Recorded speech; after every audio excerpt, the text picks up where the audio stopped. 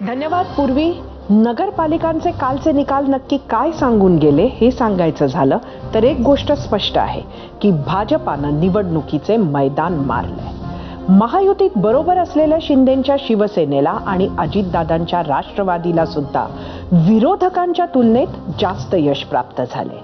त्यामुळे राज्यात सध्या तरी मतदारांच्या मनात महायुतीचेच पारडे वजनी आहे हे स्पष्ट आहे. काही अभ्यासकांनी काढलेल्या आकड्यानुसार स्थानिक स्वराज्य संस्था निवडणुकीत कोणत्याही एका पक्षाला 48% अधिक जागा आजवर मिळाल्या नव्हत्या, ज्या ह्या खेपेला भाजपाला मिळाल्यात. त्यात 3000हून अधिक नगरसेवक हे एकट्या भाजपाचे निवडून आलेत. नगराध्यक्ष आणि नगरसेवक दोन्ही निवडून आणण्याच्या गोल पोस्ट पासून विरोधक मात्र बरेच लांब आहेत. 1102 नगरसेवकांवरून 131 वर आलेला काँग्रेस पक्ष आज ज्या परिस्थितीत आहेत ते बघता 28 नगराध्यक्षांचा आकडा सुद्धा सकारात्मकच म्हणावा लागेल.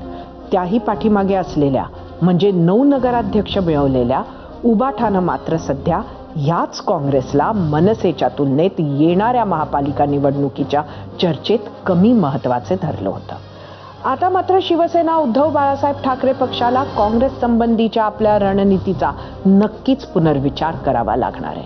खरं तर ही निवडणूक युती आघाडीच्या चौकटीतून न लढवता प्रत्येक पक्षानं कोणाबरोबरही जाण्याची, स्थानिक आघाड्या बनवण्याची मुभा आपापल्या कार्यकर्त्यांना दिली होती.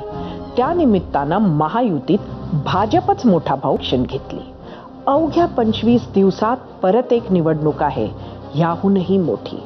आज अपयशी ठरलेल्यांना ती निवडणूक जिंकण्यासाठी करेक्टिव्ह ॲक्शन घेण्याइतपत वेळ, साधन सामुग्री, मेहनतीची तयारी आणि इच्छाशक्ती आहे का, हा प्रश्न आहे.